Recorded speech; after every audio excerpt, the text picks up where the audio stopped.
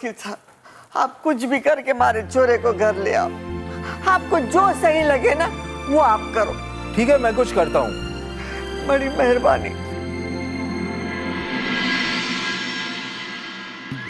भाई, जो इन्हें सही लग रहा है वो ये करेंगे, जो हमें सही लगेगा हम करेंगे। क्या हुआ? कोई सुन तो ना रहा हमारी बात।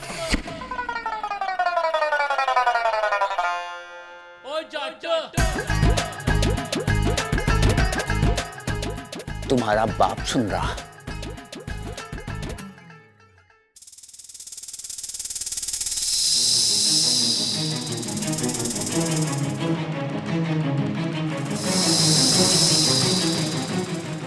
बब्बल जी, आप चिंता मत कीजिए, ममता भाभी को कुछ नहीं होगा। मैं उन्हें कुछ नहीं होने दूंगी। बस कुछ समय की बात है। बब्बल जी, बहुत जल्दी आप दोनों अपने घर में होंगे, आपके अपनों के साथ, और ये आपकी इच्छा का वादा है। अच्छा,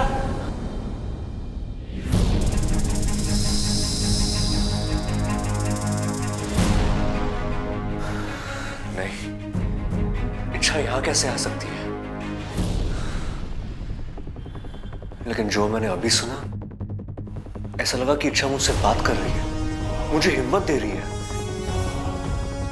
शायद मेरा वहम है।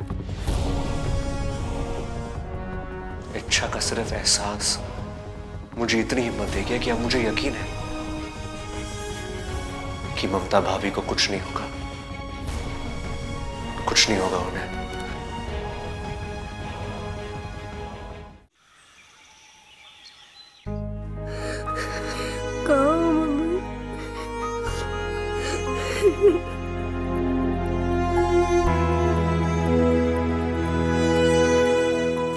दादी, मुझे मम्मी की बहुत याद आ रही है। हाँ छोरा, हम सबको भी उसकी बहुत याद आ रही है। उसके बिना जीने की आदत ही ना है। दादी, मम्मी ऐसे अचानक क्यों चले गई? ऐसे मुझे लगता है मुझसे नाराज होकर चले गई। मैं हमेशा उन्हें तंग करता था ना, उनकी कोई भी बात नहीं मानता था, हमेशा मस्ती करता था।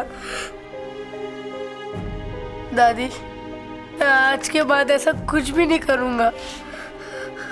एक गुड बॉय बनकर बताऊंगा। बस एक बार मम्मी वापस आ जाए। आ जाएंगे छोरा, जरूर वापस आएगी।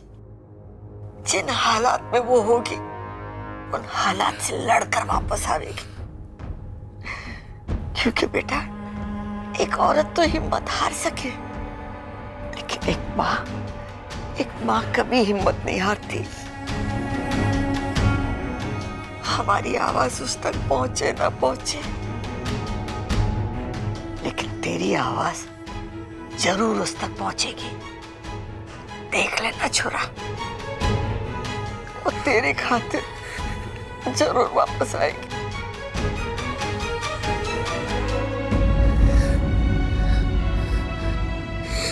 मम्मी अब जहाँ कहीं भी हो, ख्याल रखना। आपको पता है, मैंने इच्छा से भी कहा है आपको ढूंढ के लाने के लिए, क्योंकि जहाँ कोई नहीं पहुंच सकता वहाँ इच्छा पहुंच सकती है। वो आपको जरूर ढूंढ के लाएगी, जरूर ढूंढ के लाएगी।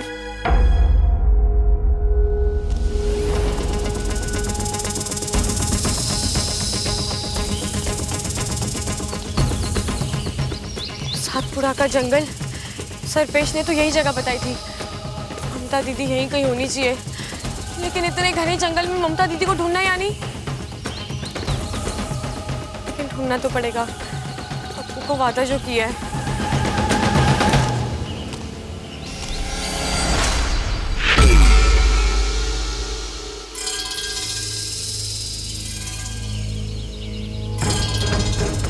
ये तो ममता दीदी की चूड़ी है।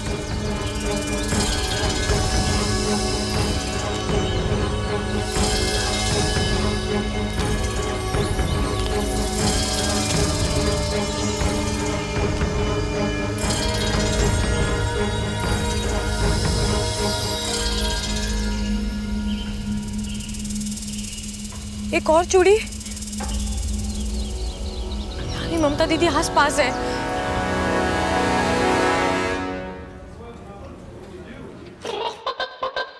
अरे भाई बात सुनो मेरी, मैं दादी से बात करूंगा, घर पे आपकी पसंद का खाना बनेगा, लेकिन ये वाला सिलेंडर ना आप दादी को वापस कर दो। अरे छोटे, फिर भूल गया तू? क्या? ये रसोई वाला सिलेंडर ना है, दवाई वाला सिलेंडर है, और हम यहाँ बब्बल को छुड़ाने आए हैं। तू किताब में लिखता ना है क्या आजकल?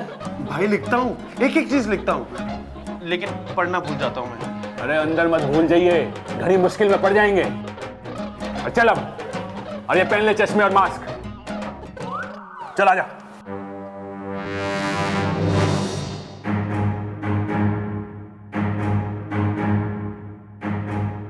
सलाम साहब।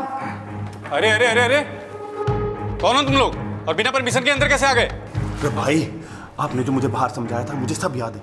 ये उल्टे सीधे सवाल पूछ के मुझे कंफ्यूज क्यों कर रहा है? चुप कर छोटे जी, हम वो दवाई छिड़कने आए। अरे यहाँ कोई पेस्ट कंट्रोल नहीं कराना है। टेस्ट? ना ना, आपको टेस्ट करने की जरूरत ना है, ये तो मच्छर और खटमल टेस्ट करेंगे। अरे मैं टेस्ट नहीं, मैं बात कर रहा हूँ पेस्ट की। ओ गेस्ट। अरे छोटे, ये हमें गेस्ट समझ रहे हैं, इसीलिए हमारी खातिरदारी करना चाहें। बड़े अच्छे आदमी हैं इंस्पेक्टर साहब। अरे अगर ये इतने अच्छे आदमी हैं तो बब्बल को अंदर करने की बेवकूफी कैसे करी इन्होंने? हैं? क्या कहा तुम लोगों ने? बबल? क्या लगते हो तुम लोग बबल के? छोटे बटन दबाओ। अरे अरे अरे, क्या करो? पकड़ो इसको।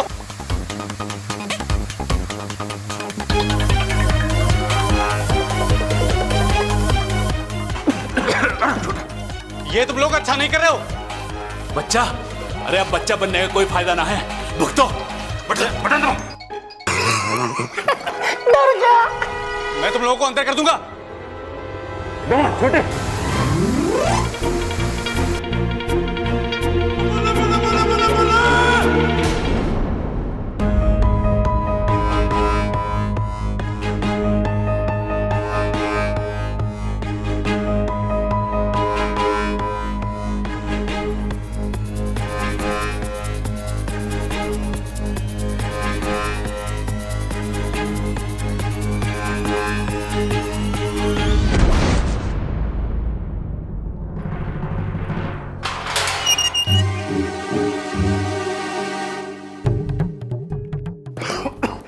अरे बब्बल, उठ जा भाई, घर जाके आराम से सो जाना।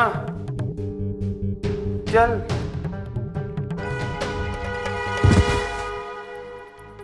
ये देखो, ये भी सो गया। अरे हमारे घर में एक मैं ही हूं जिसे बेवक्त नींद ना आती।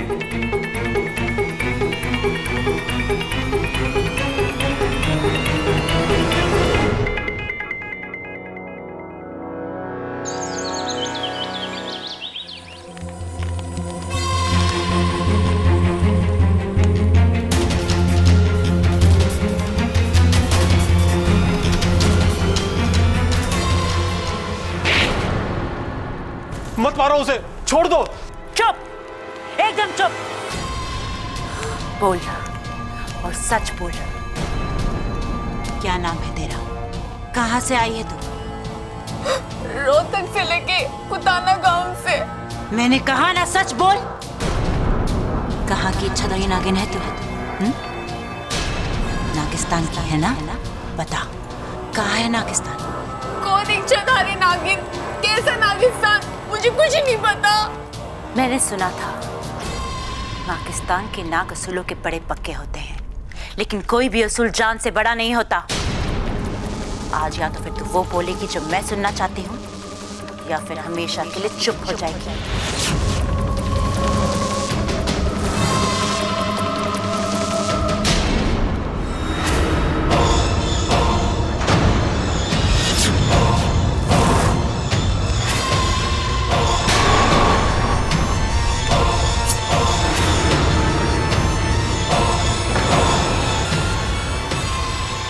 एक ही बात में तेरी विषग्रंथि बाहर।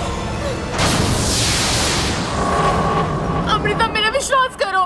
तुम क्या बोल रही हो? मेरी कुछ भी समझ में नहीं आ रहा। तुम मुझसे चाहती क्या हो? नागिस्तान का पता बता।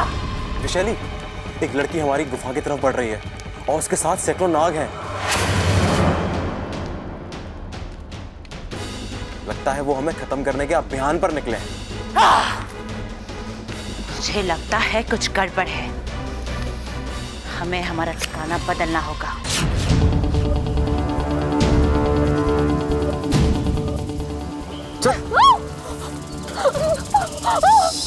चल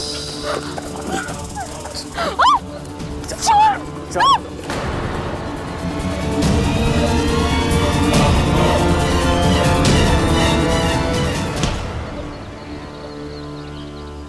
ममता दीदी,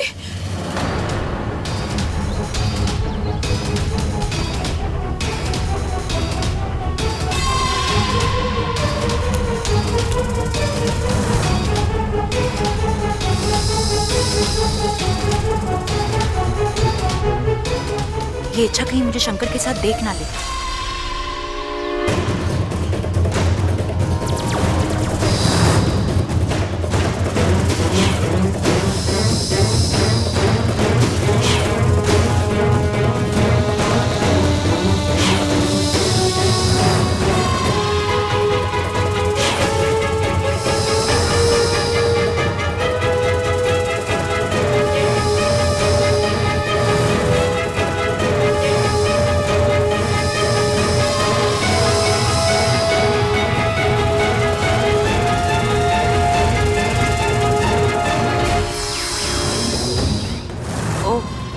तो ये इच्छाधारी नागिन है।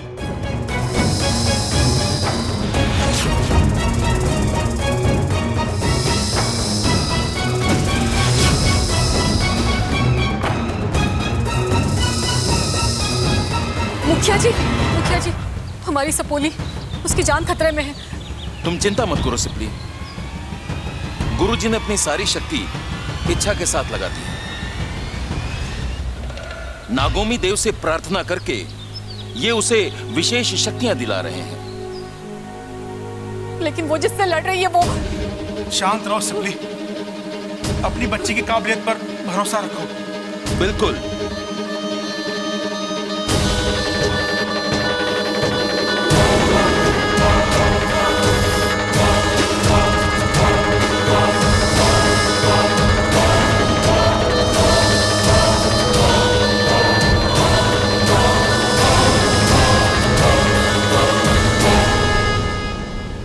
खतरा टल चुका है। इच्छा अब सुरक्षित है।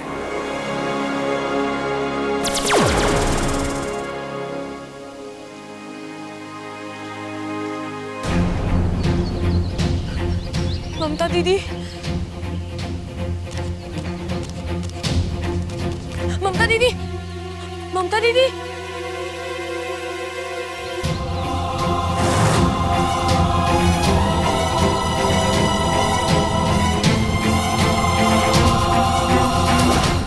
हो ना हो, ये इच्छा जरूर नागिस्तान की इच्छाधारी नागिन है।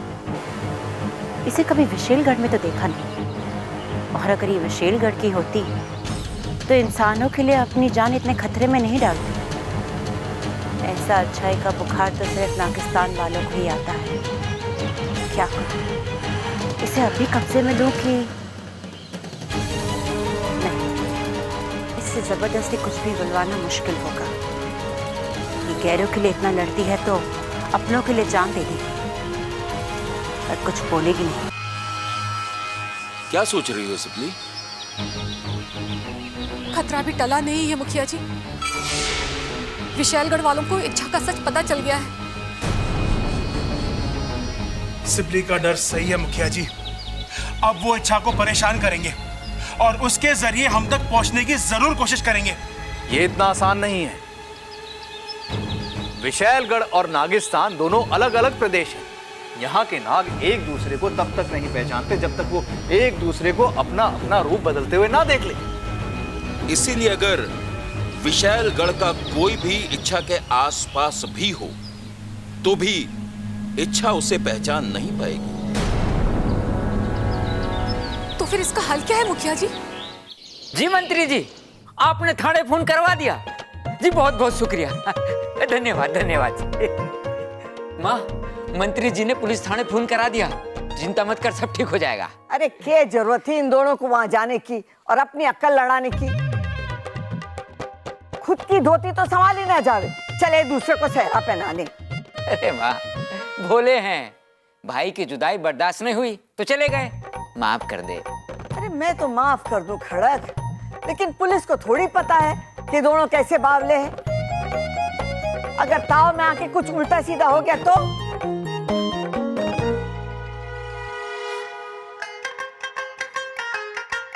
तुम लोग आ गए?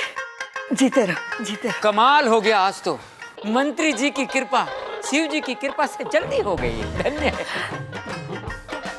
हाय मेरे बच्चों, तुम लोगों को मारा पीटा तो नहीं पुलिस ने? अरे पुलिस हमें क्यों मारेगी माँ? अरे तुम सब जेल में जो थे। अरे माँ, खेल में ना थे, जेल में थे हम। ए भाई, तेरी माँ भी तो यही कह रही है, चुप कर। अरे माँ, पिताजी हम सब बिल्कुल ठीक है, आपके एक फोन ने सारा काम आसान कर दिया। देखा? शुक्र है भगवान का, एक बला तो टली। बस अब ममता खैरियत से वापस आ जाए। कहाँ चली गई, कहाँ ढूंढे उसको?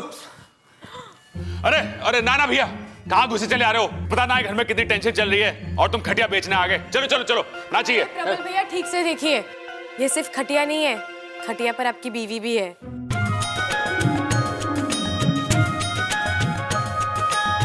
रखो नीचे, रखो नीचे। ममता, ममता, अच्छा मम्मी आंखें क्यों नहीं खोल रही है? अप्पू, ममता दीदी बेहोश है, मैंने डॉक्टर को भी बुलाया, वो आते ही होंगे। लगता है ममता सो रही है। अरे भाई, बाहर इतनी ठंडी हवा चल रही है, भाभी को नींद आ गई होगी। आप आवाज दो, जरूर जाग जाएगी। भाग जाएगी? ना, फिर तो सोने दे से। रे भाई, तेरे कानपुर में हड़ताल है ना, तू जानता है ना? चुप कर। ए छोरी, ये सब कैसे? दादी, ममता दीदी को कुछ गुंडे उठाकर ले गए थे, अचानक वहां मेरी नजर पड़ी तो तूने उनके साथ दो हाथ करके ममता की जान बचा ली। देखा माँ, संगत का असर। छोरी मेरी तरह बहादुर हो गई है।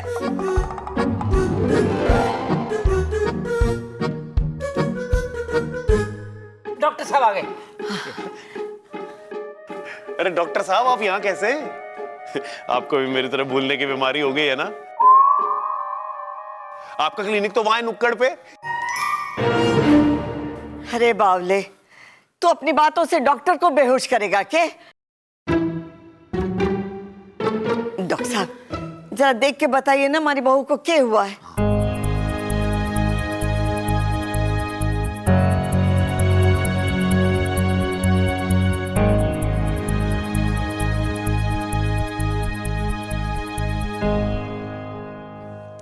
चिंता की कोई बात नहीं है,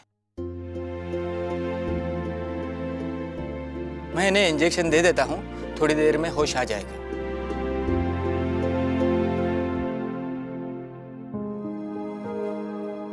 छोरी, और कितने एहसान करेगी हमारे परिवार पर? दादी, बड़ों के हाथ जोड़ते हुए नहीं, आशीर्वाद देते हुए शोभा देते हैं। छोरी, ये घर है ना, ईंट और पत्थर से ना बना है, रिश्तों से बना है। एक को भी आंच आवे ना तो पूरे परिवार की सांस अटक जावे।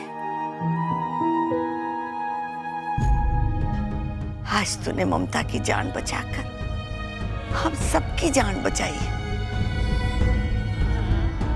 हमारे पास तुझे देने के लिए तो कुछ ना है, बस आशीर्वाद देती हूँ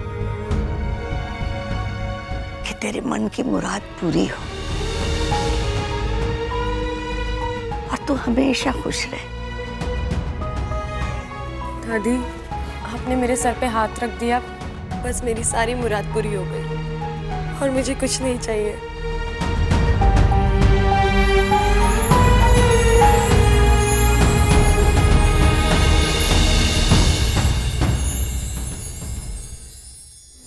दादी, आपने आशीर्वाद तो दे दिया, पर मैं एक नागिन हूँ और मैंने जो मुराद की है वो कभी पूरी नहीं हो सकती।